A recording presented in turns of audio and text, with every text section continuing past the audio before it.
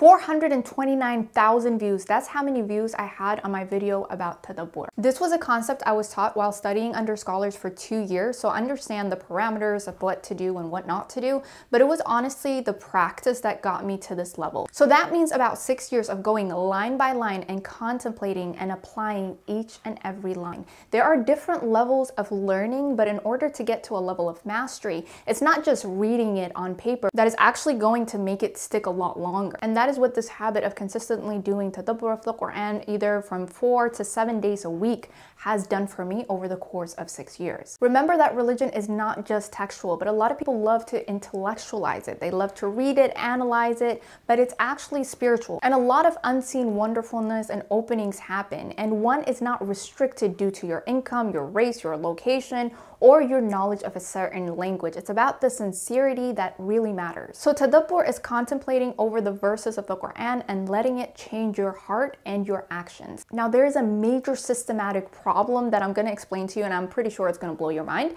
which is to understand that Islam, Quran, and Allah are way harder now than ever before. And I want to explain this real quick because I've had over 300 Muslims applying for a habit assessment, and so many people are unhappy because of their low levels of faith. But this knowledge is going to be crucial. In order to understand the systematic changes that are influencing our understanding of Islam today, we need to go back in time. So let's start with the time when the Prophet ﷺ died. So this would be 632. Start with the 600s, and this is when you see the spread of Islam. What happened usually is because it was the Arabic-speaking people that were distributing it, Arabic kind of became the second language. And until the 1200s, in which we had the 4 Rashiduns, so we had the Umayyads, and then the Abbasids, we had the golden ages. But after that, it started with the deterioration, and then the Mongols came in, and the one surviving Umayyad Empire, which was the Spanish, was surviving in Muslim Spain for a lot of years until the 1400s. So this is when colonialism started, and this is when it started going into the Americas. So afterwards, we had the Americas that were being colonized. We went into Africa, Asia, Australia.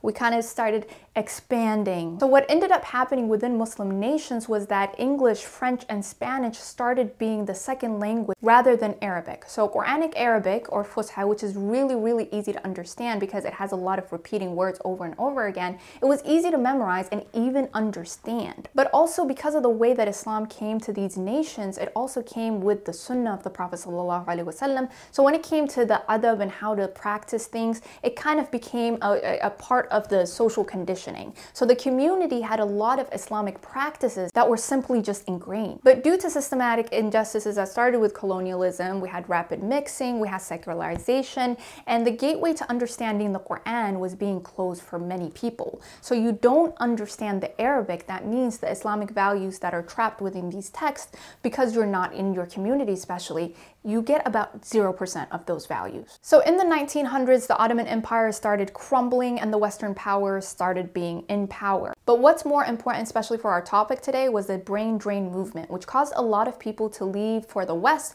especially for education or better life. So what that meant was that they lost that Islamic community that had those trails of values that were coming down from the Sunnah and the Quran. So what ended up happening is losing the community as well as the generational wisdom of Muslim communities who have been practicing and ingraining the Sunnah into their day-to-day life. And you feel that when you travel, but when you go into secluded areas, and I had to experience this for myself, is that you don't feel that. But every bad has a good. In the late 1900s, we started this whole movement of mass translation of books, especially the Quran, and printing of books. So this made it more accessible. But in the 1980s, this big thing happened where a lot of people were getting educated. So in the 1980s, the number of bachelor's degrees increased. Huge populations of educated people were being more independent, meaning that they were independently studying and analyzing, and they were bringing religion and understanding Islam with it. Fast forward to the 2000s, that's when the internet became so resourceful. It had so many things. You had tafsirs, you had YouTube imams who were explaining everything.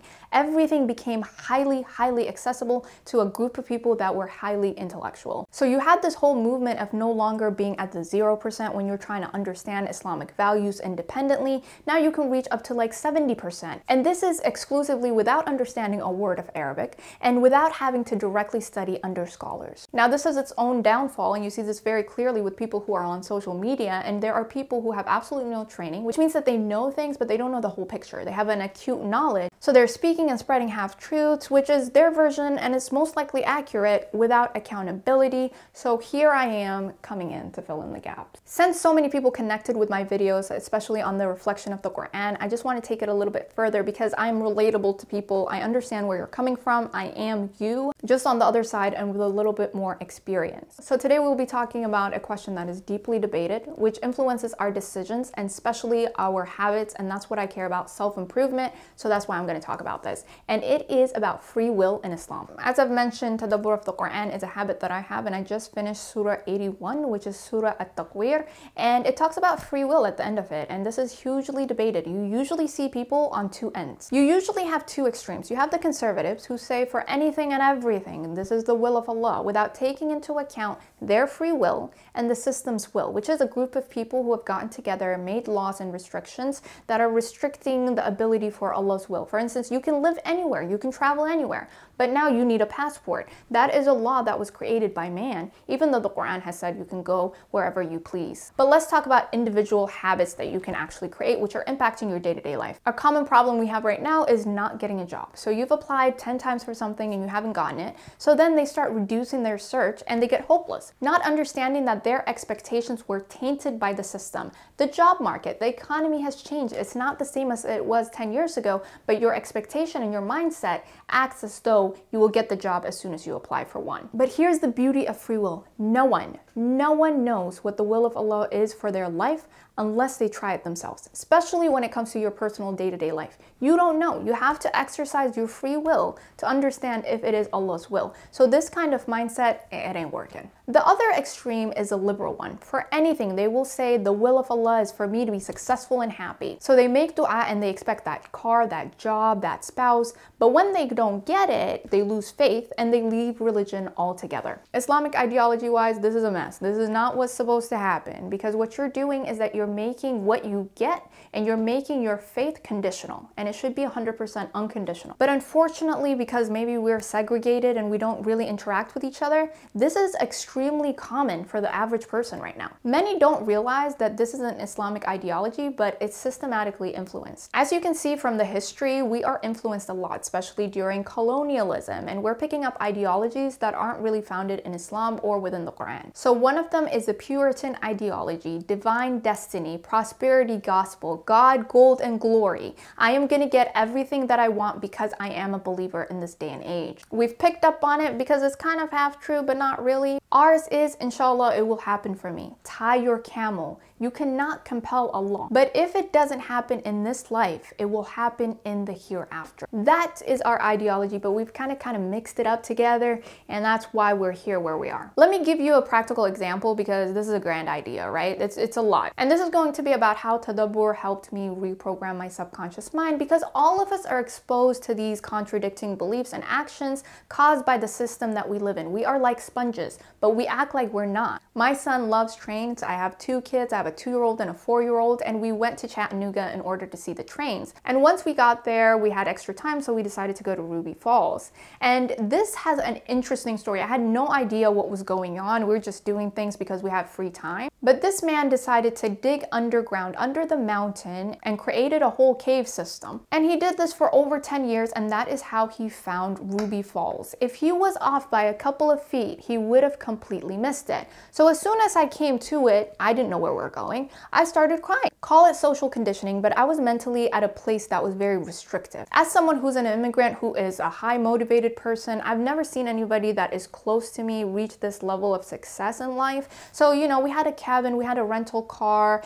business was skyrocketing, and I was getting a lot of followers, but I didn't know what was next. And oftentimes when it comes to entrepreneurship, the biggest restriction is going to be actually your brain, your mindset. It's the waswas, it's the nafs that is causing all of these restrictions that are telling you, you can't do this, you shouldn't do this, you shouldn't try. Even though you don't know what the end is going to be, it's going to be your action, your efforts that are actually going to tell you if you're going to get further in life. So mentally, I was in that space. That's what I was thinking about. I was like, I don't know what to do. I don't know what's next. And so as soon as I landed on it, I was like, oh my God, and I started tearing up, started crying. The very fact that this man was digging underground for 10 plus years without getting anything, and the reality that if he was off by a few feet, he would have completely missed it, made me cry, because this is the will of Allah. If you seek, you'll find it. And anyone, it doesn't matter who it is, he is Ar-Rahman. And a lot of men that were in Muslim history, and you have to look back before the 1400s, because there's a lot of issues, before the 1900s at least. You need to look into history, and that's how I support myself. I see how other Muslims have really worked their life off. So you can create your own path, you can design it. And you're not able to find this within community oftentimes because of, again, social conditioning and systematic injustices. And that's why I love going back in time to look at historical figures in order to understand how they work. We've created this whole ideology of deen over dunya. It's dunya for the deen, my people. It's dunya for the deen. You are supposed to be sacrificing your whole life in order to get closer to getting people on the right course. That is the purpose of life. That is a lot of years to have in life, to just be sitting and praying every day. Compared to Puritan ideology, ours is different because we don't just focus on the worldly success, but we focus on the hereafter as well. It is a continuous stream of line. The hereafter is the end. It's not death. Does that make sense? It's not death that's the end. It's the hereafter. Life continues. We are spirits. We continue. But many people only care about instant gratification, which means before death, and worldly success, which can make you a trap for waswas and your nafs, because it's seeking instant gratifications on a daily basis. But what we are all about is delayed gratification. And research shows this time and time again. If you want to be more happy, you need to think about long-term success. The message I want you to take away is that you are free to decide your direction. And the beauty of it is that you will never know Allah's will for your life unless you try. Only way to find out is to exercise your free will. You need to practice, you need to try. So Ruby Falls taught me exactly that, and I keep on remembering this because this was a couple of months ago. But don't play small. Here's where people get stuck, right? Life feels chaotic, the constant demands, distractions, responsibilities, they're pulling you in every single direction. So it's easier to say that it's the will of Allah when you don't get something and to move on with your life so that you don't feel bad for not being able to do something. But what this creates is victim mindset, which is actually kind of handicapping yourself without actually doing anything about it. And you're supposed to be taking yourself into account. You have the ability, but because of your mental state of being, because of your nafs, not wanting to feel bad, these feelings and your thoughts, you're not actually getting into action with the abilities that you are fully capable of. Now, this can get really confusing, and that's why I created my habit systems bundle, in which I have the course, I have the planner, in order to help you balance everything. Because life is a juggling act, and if you're focusing on religion, you're gonna have, the finances, the relationship that are keeping you out of whack. So you have to be really strategic. Similar to how I did with Islamic history when it comes to self-improvement and happiness and finances and relationships,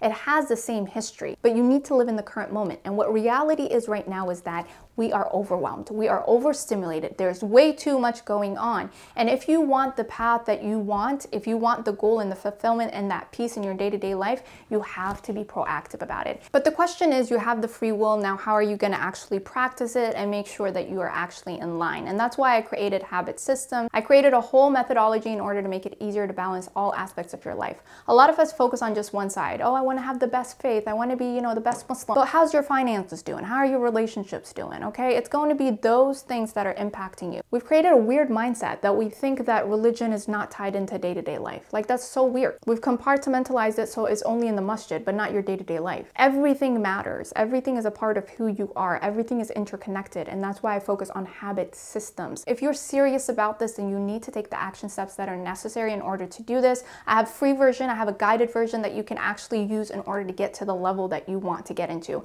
But you have to remember, you have to be proactive. Active. That is what matters. Being passive is not going to work in this day and era because there are too many things that are a distraction. So I hope this was helpful. Until next time, make sure to check out the other videos and follow me on social media. Follow, like, share, and comment what you think about this. And if you have any other questions that are related to self-development and Islam. And until next time, peace.